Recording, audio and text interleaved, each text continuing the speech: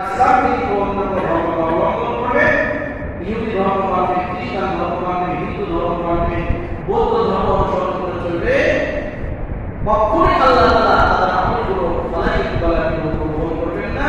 বহু কাজ করবে না, বাস্তবিক তারা আখিরাতে ক্ষতিগ্রস্ত হবে। এই আয়াত থেকে কি বোঝা যায়? ইহুদিদের আমল আল্লাহ তাআলা গ্রহণ করবেন না। তারা তো আমাদের নবী মুহাম্মদ সাল্লাল্লাহু আলাইহি ওয়াসাল্লামকে নবী হিসেবে মানেনি। মুহাম্মদ সাল্লাল্লাহু আলাইহি ওয়াসাল্লামকে নবী হিসেবে বিশ্বাস করতো, সেটা আমাদের নবী হিসেবে, তাদের নবী হিসেবে নয়।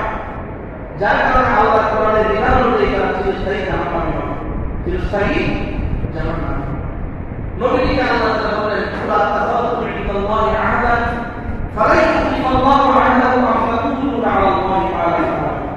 আপনি বলেন তাদেরকে, ইহুদিদেরকে বলেন যে তারা কি আল্লাহ তাআলার নিকট থেকে এরকম কোনো ওয়াদা পেয়েছেন, প্রতিশ্রুতি পেয়েছেন বা ওয়াদা পেয়েছেন যে আল্লাহ তাআলা তাদের ওয়াদা ভঙ্গ করবেন না, ওয়াদা খেলাফ করবেন না।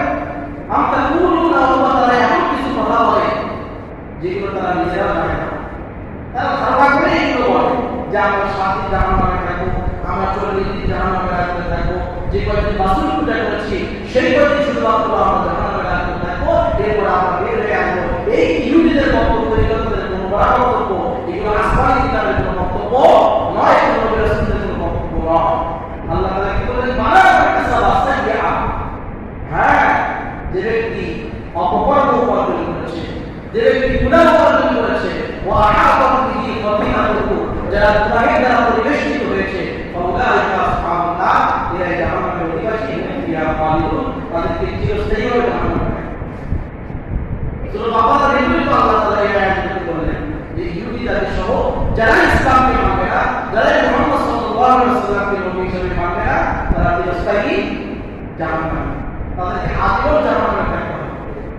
যারা কাফির বেঈমান, ইহুদি খ্রিস্টান, যারা মুশরিক, শিরক করে, মূর্তি পূজা করে, বিভিন্ন মাখলুকের পূজা করে, যারা শিরক করে আল্লাহ তাআলার সঙ্গে, সমস্ত কাফির বেঈমানরা এরা চিরস্থায়ী জাহান্নামে হবে। এরা বিনা হিসেবে জাহান্নামে যাবে, এদের কোনো হিসাবই রাখবে না, বিনা হিসেবে জাহান্নামে।